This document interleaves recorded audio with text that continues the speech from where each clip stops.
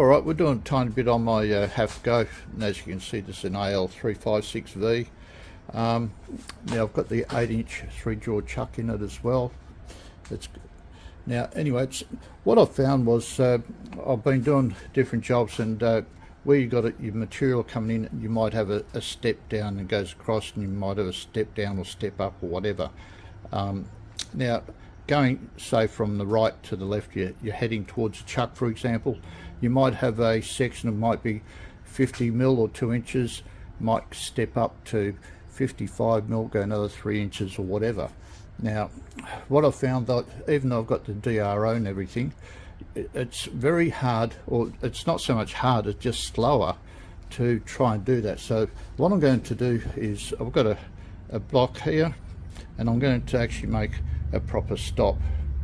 So what I'll do is I'll sort of cut that out in here and put that in. Normally I see people doing it this way, which that's fine for stabilisation. I'm going to try it this way, but anyway, so I'll make it in 2 halves. There'll be this section here which will go on the top. In here there'll be a bolt clamp down, then I'll have a couple of gauges or a stop or something. The stop will come up against this area here somewhere, so it doesn't matter how far you go, you don't even have to worry about a DRO or anything like that. Alright, we've got a little bit of a problem here. I've got this particular piece of metal, as you can see it now. I cut a couple of grooves in here. Now when I was coming in for another bite, it jumped. I don't know if you can actually see that. Yeah, there you go, you can see that. Now what's happened is, when it was in the actual vise here, it's on an angle, of course, cutting it away, having a nice little time, cutting about 15th hour, something like that, and then suddenly the whole thing jerked and it took a lump out. Now what's happened, I didn't realise, it's got about an 1/8 of an inch or 125 plus hour movement. You might be able to see it drill moving. So what I need to do is, I have to take this particular vise right off, take that off, clean out all this stuff here, take the ends off, unbolt the end, screw the actual unit out, and then I have to check the actual nut underneath to see whether that can be adjusted or whether that has to be remade as a brand new one or not. I really don't know at this stage. So we're going to progress onto that one first, and then we'll probably pull the bottom one out here too and check that, or I'll check that for slack or backlash, whatever, once I've got all the top off.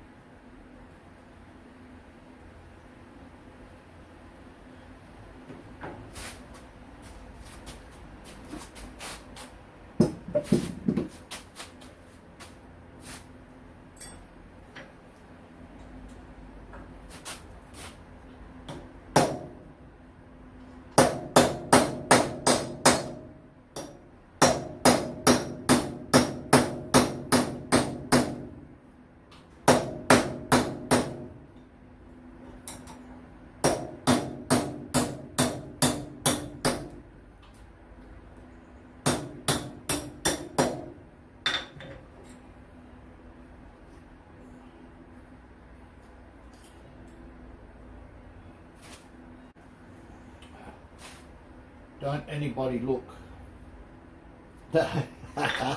Fooled you.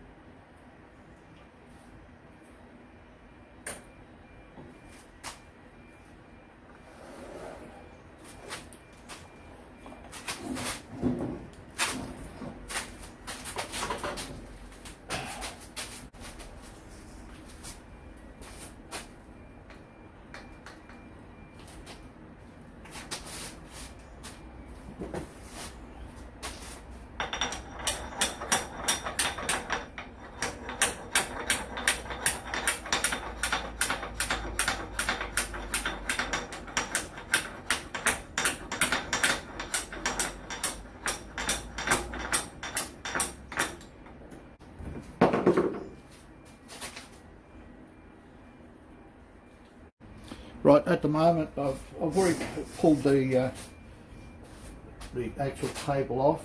There is a bit of slack in here. I don't know if we can adjust it through here or not. At the moment I'll just have to, I'm going to take all this off anyway. Underneath here you've got the other section under there as well.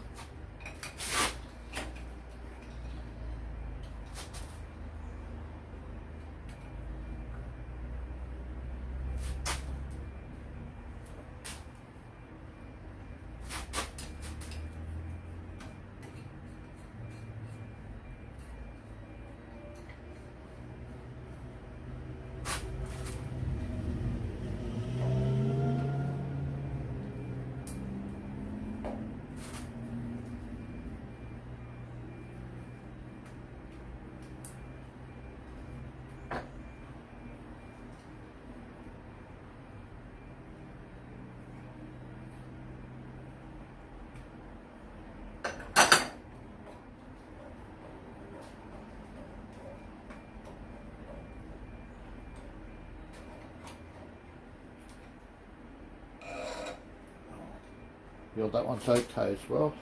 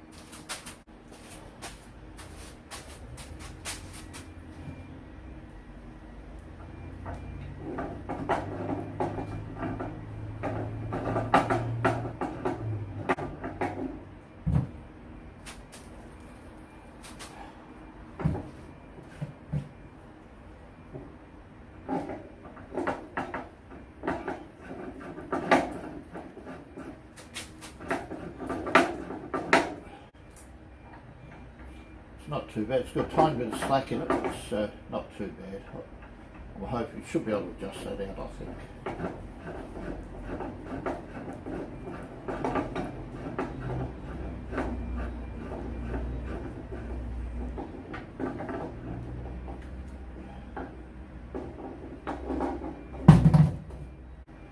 So it has to be screwed out very slowly, very meticulously. Half an hour later I might get it out. Sounds pretty positive, doesn't it?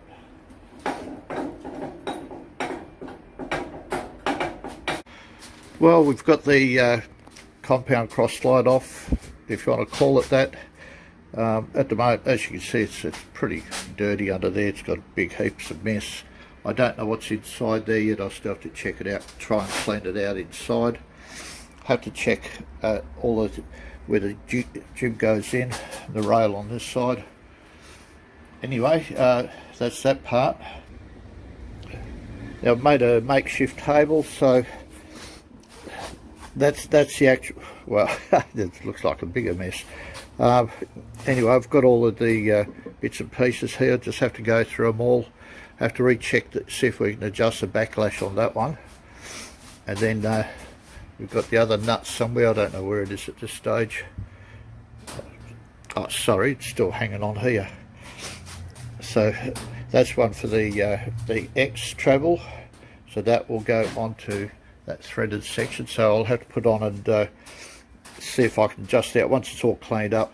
I have to clean the table up a fair bit as well. I've got all the gunge and everything inside, swarf, whatever you want to call it, doesn't matter. It's filthy dirty. Yeah, so I've got that. I've got the big 6-inch vise over here, so I'll have to clean all that out as well and try and get some sort of sense out of it all. Yeah, anyway, once it's all cleaned up, I'll get back to you.